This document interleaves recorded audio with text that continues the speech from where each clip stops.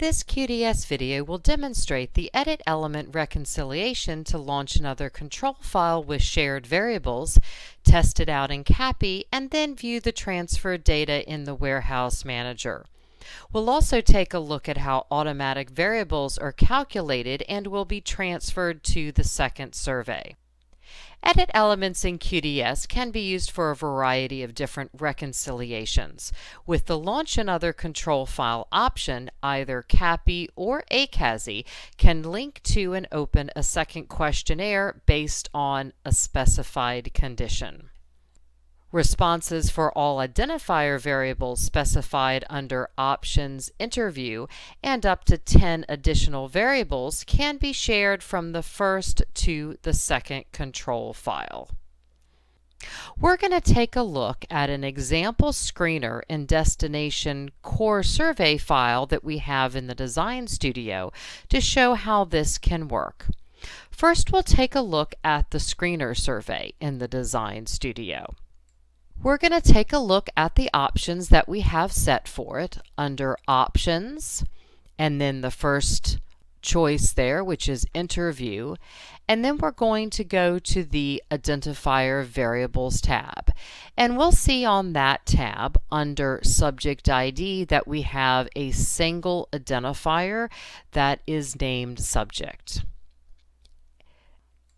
And you'll see here in our Design Studio listing of elements, we have our subject identifier variable right there.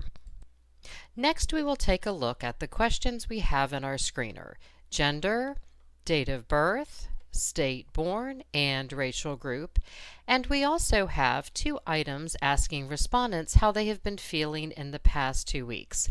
If we look at the Response Set tab for those items, we'll see that they have responses ranging from not at all to every day with codes of 0 to 3. In the screener, we also have 2 automatic variable elements, and you'll notice that these are purple in the listing.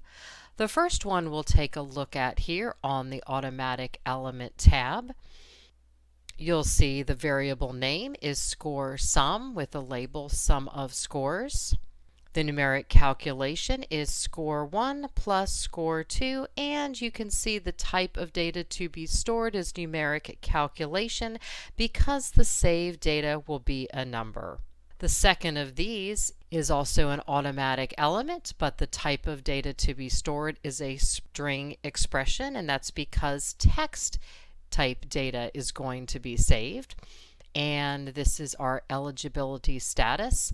And in the condition here, we are indicating that if the score sum, the other variable that we just calculated, is greater than or equal to 3, and date of birth year is greater than or equal to 1990, the value for this calculated variable will be eligible, and if not, it will be not eligible. And that's the text that will be saved.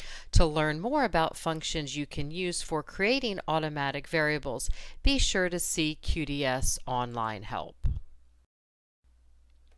Next, there is an information element that will display the results of our eligibility status to the interviewer.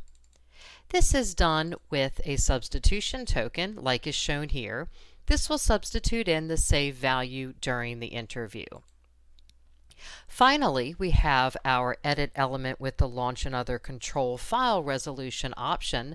Again, you can see edit elements are always red in your listing. And when we open that up, we can see in the if box that the condition entered is our eligibility criteria, which is if our score sum automatic variable was greater than or equal to 3 and date of birth year was greater than or equal to 1990. When this condition is met, the message here, as we've entered it, will be displayed, and then the reconciliation process, which is launch another control file as we've selected it here, will proceed. You'll note that when this option is selected, the number of elements, marker, and the link to options are all grayed out because they are not applicable. However, now the Launch tab at the top is enabled. If we go to the Launch tab, you'll see that this is where you're going to set the options for this type of resolution. First, in the Control File Name box, you're going to enter either the name of your CAPI or ACASI control file that you will be launching as your destination file. In our example, this is called Core Study in CAPI. Note, do not enter either the folder or the file extension. This file must always be in the same folder as your first control file. Generally, you're going to want to check the box for saving the current interview before launching the new file. Next, in the Shared Variables box, you're going to want to select up to 10 variables to share to that destination control file. As they are selected or unselected, you will see those in the list at the bottom. Note, all identifier variables specified under Options Interview are automatically shared, so they're not even listed in the box since that's automatic. When you're done with your listing, you can go ahead and click OK. Next, you're going to need to set up your destination survey. So we're going to go ahead and switch to our destination survey, which we've called Core Study. And this is the one that's going to accept the data from the shared variables that we just set up a moment ago. So in this destination core survey, we have added the variables that we are going to share from the screener survey. We have added data elements for subject, gender, date of birth, state born, and racial group with the same name and consistent response sets. For example, there's our race variable that has all of the same response options. Note that they do need to have the same name and consistent response set in order for the data to be transferred. We have updated the labels just to indicate that they are shared. However, the destination variables cannot be automatic variable elements. They do need to be data elements. So, if the shared sending variable is an automatic numeric variable, then our receiving variable must be a numeric type data element. We've created that here for our sum of scores variable. Now we have a data element with that same name, and it's a number response type, as you can see here. We have done the same thing for our eligible automatic variable. We've created a data element. However, this one is a text type because remember that was a string type automatic variable. So that's how we've set up those variables in our destination control file. Finally, for our example, we do not want the data for the shared variables to be viewed or changed when the destination survey is launched. So we have added a skip element at the beginning of the shared variables section to skip all of them. You can see we have that right here. When we open up this skip variable, you will see that we have not entered anything in the skip box. This is because we always want it to be triggered. This is allowable with skip elements. You can just leave it empty if you always want it to be triggered. Our destination is a marker, which we've called end share. That just goes to the end of all of our shared variables as a destination. The final critical option that we need to change from the defaults for this type of skip is to uncheck this first checkbox here, which is called Replace Entered Values with Skip Code. For most skips, you want to leave that checked. However, here, since we want to keep the values that are shared over from our first control file to this destination control file, we don't want them replaced over with a skip code, so we're going to want to uncheck this to keep those values that are being shared. After we've checked all of these options, we're going to go ahead and select OK. And you do see once again that skip variable in the listing, and you see the marker element here that goes at the end of our shared variables. And you may notice that we've used comment variables just to explain what we're doing here. Comment variables are always shown in green. They're just internal information for the programmer. To take a look at how the edit launch process works, we're going to test it out in the CAPI module.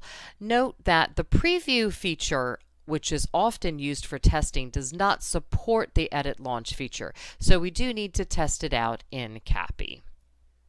Once we open CAPI, we're going to go ahead and respond to our first items so that we can set up our survey responses. And we have our welcome screen. And once again, we have our several questions that we set up, one of which, as you remember, was date of birth. Now we're going to set this up so that it is later than 1990, which was one of our eligibility criteria, and we'll click Next Question. We're going to select the state we were born, and Next Question. And we'll go ahead and get to our rating type items, and we're going to specifically respond to these so that we'll have a sum of 0, and that will make our automatic variables calculate our respondent as not eligible. And you will notice here that substitution token that we used is displaying not eligible, since that was the result of the calculation. Now if we go back and we select different responses so that we know the sum of these two items will be greater than 3, now you will see that our automatic variables calculated the output as eligible. And when we say Next Question, this will also trigger the edit element, because it also met that condition. And you'll see here that first the message pops up, and now our destination control file automatically opens. We had a welcome screen here at the beginning, and next we have a rating scale. And you'll notice that we skipped over those items that we had already responded to and that were shared from that initial survey. So we're going to go ahead and complete the questions in this survey so that we can have a completed survey. And after we do that, we're going to click Next Question. And we will be saying that we do not want to continue with another interview, so that we close CAPI. Next, we're going to take a look at how that data was saved in this destination survey.